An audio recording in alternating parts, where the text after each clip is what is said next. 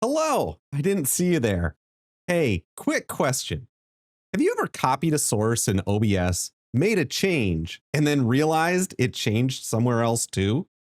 Your filters changed in every scene, your video restarted in sync when you didn't want it to, or maybe your GPU usage spiked out of nowhere?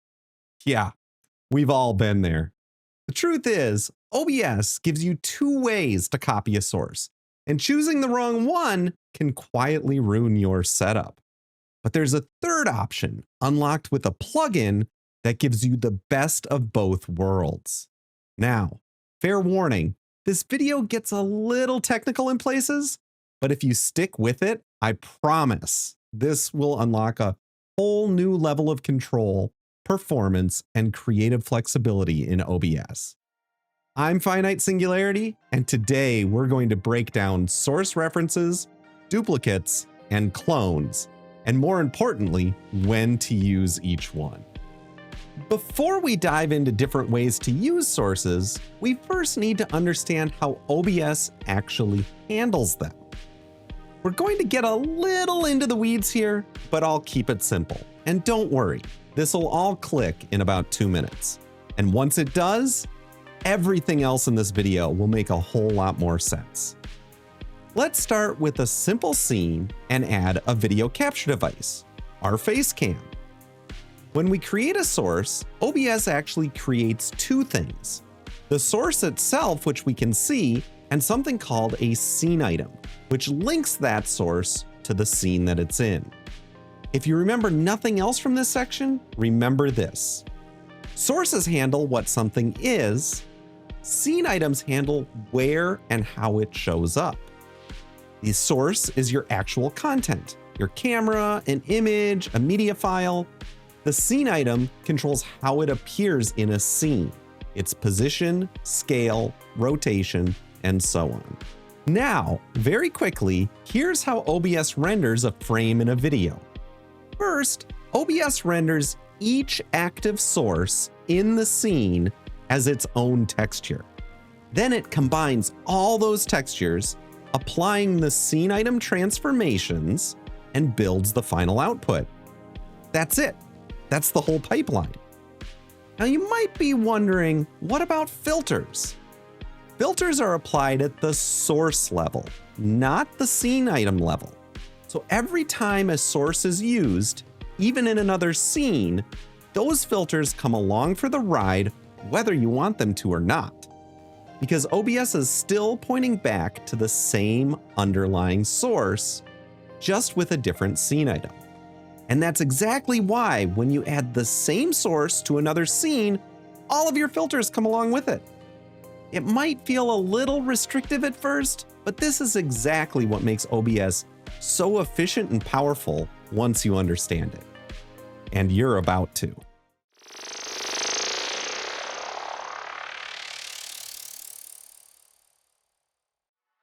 Now we get to the behavior that really trips people up.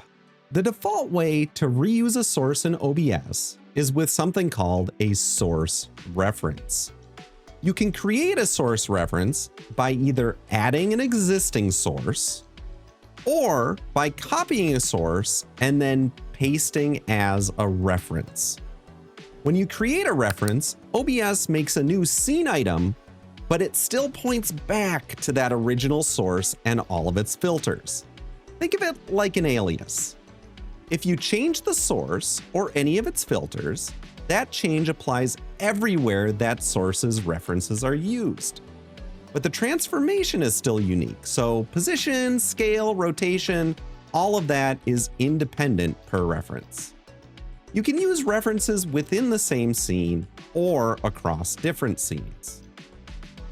So what's the advantage? Efficiency.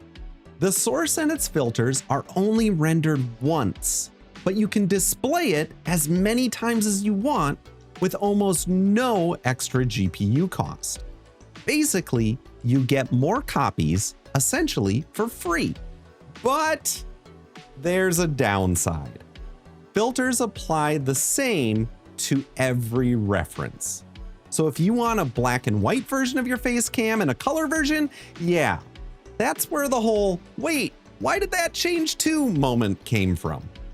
Here's what you expect, and here's what you actually get. Not quite the same thing. If that's ever tripped you up before, make sure to hit subscribe. This is exactly the kind of deep dive OBS behavior I cover on my channel. So quick recap, references share everything except their position.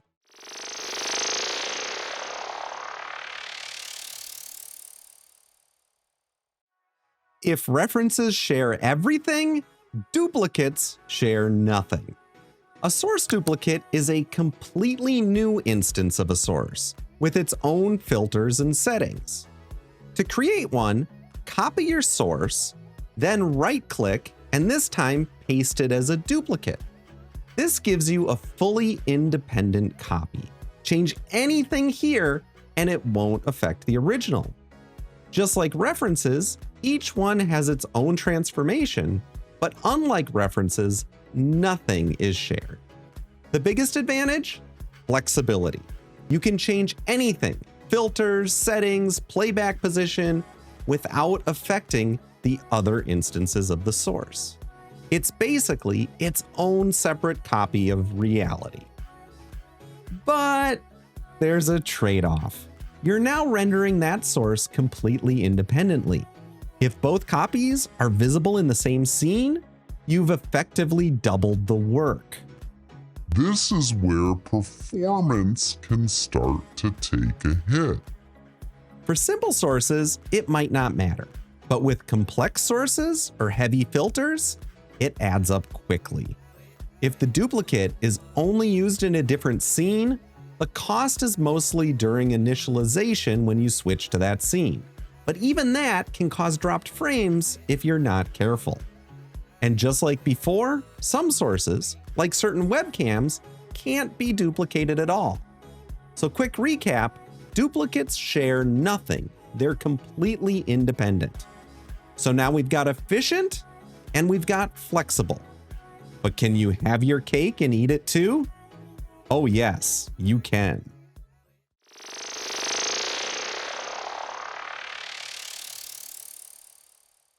Everything up to this point has been building to this, because this is where things get really powerful.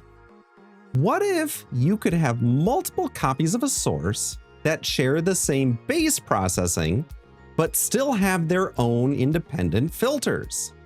That's exactly what source clones give you. With a source clone, OBS still renders the original source and its filters once, just like a reference. But each clone can have its own additional filters, just like a duplicate. So you get the efficiency of references with the flexibility of duplicates. To do this, we use the Source Clone plugin. This is one of the few plugins I'd recommend to basically everyone. It unlocks a ton of flexibility with almost no performance cost.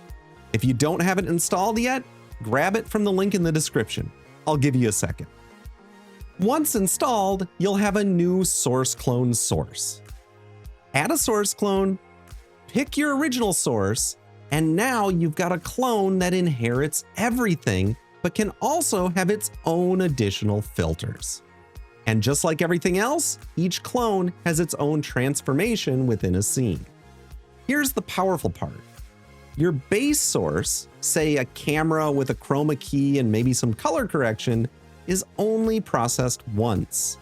Each clone only adds the cost of its own additional filters. So even with multiple versions on the screen, you're not redoing all that heavy work. Let's use that example, a chroma keyed face cam. You set up your camera, you apply a chroma key and perhaps some color correction filters, and that becomes your base. Anywhere you want to use this normal version, you'd simply use a reference. But if you want something special, like maybe my hologram effect, you use a source clone. That clone keeps all of that base processing, and you just layer the effect on top. And if you have multiple clones with different effects, again, the base work is only done once. Each clone just adds its own cost. For heavy sources, like a 4K camera or a complex mask, this can save a lot of GPU power. Now, the core idea is simple, but source clones have a few additional settings that may come in handy.